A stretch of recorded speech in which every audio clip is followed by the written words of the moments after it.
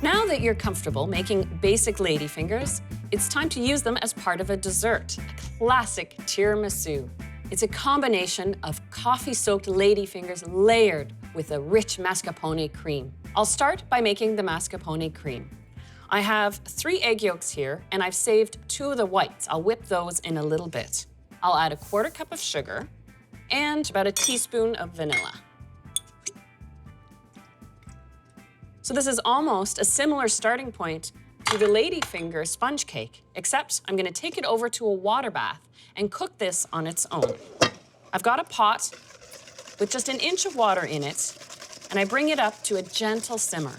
And it's the steam that's produced from the simmering water that gently cooks the egg yolks, sugar, and vanilla.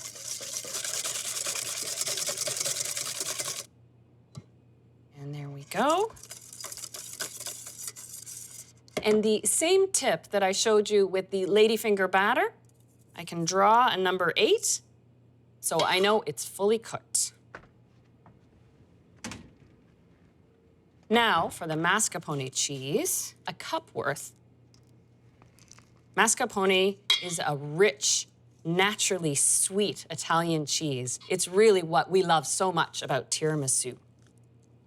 Tiramisu is one of those staples on a dessert menu. Everybody loves it. So now this mixture has cooled down because of the mascarpone cheese, but it's actually melted into the egg yolks. The final step to make it even fluffier is to whip the 2 egg whites and then fold those in.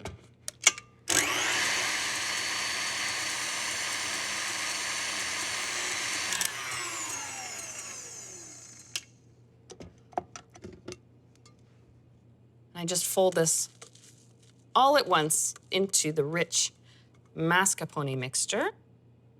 And it's quite fluid now, but once it gets set in the fridge after being assembled, that mascarpone cheese firms up again.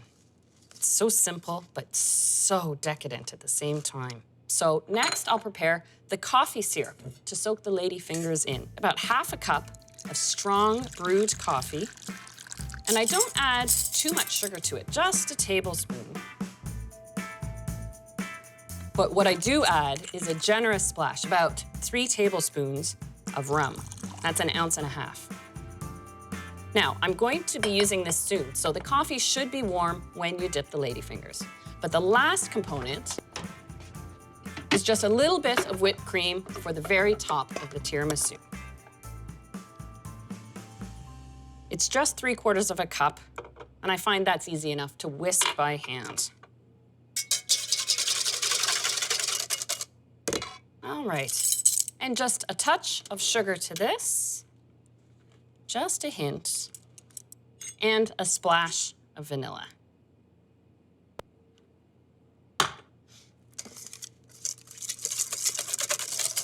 Okay. Now that the cream is whipped, I have all my components ready, so it's time to assemble. I do like the fact that making your own ladyfingers means you can really control the size, so they're customized to fit your own dishes. Also, of course, they're all natural, but you can use store-bought if you wish. For something a little more elegant, I like making it in individual dishes. So I'll start by showing you one. I'll peel off a few ladyfingers. Now, where with my chocolate-dipped ladyfingers, I like to enjoy them the day they're made. When you're assembling tiramisu, you can actually let your ladyfingers sit out and dry overnight.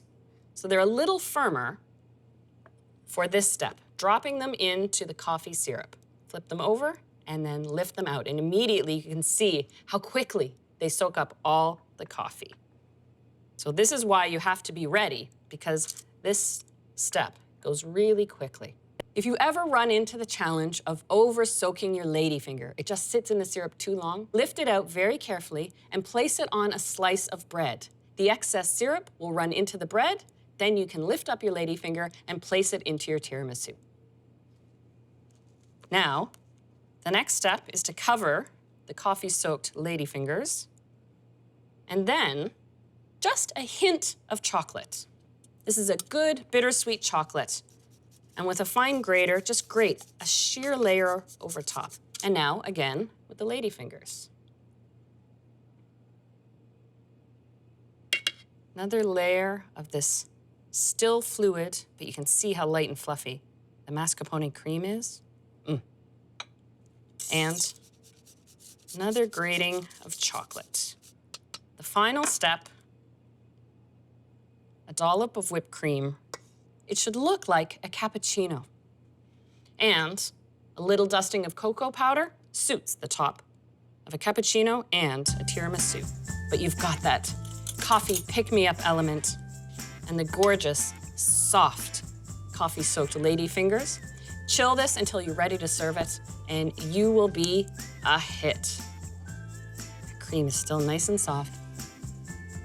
And the ladyfingers just melt away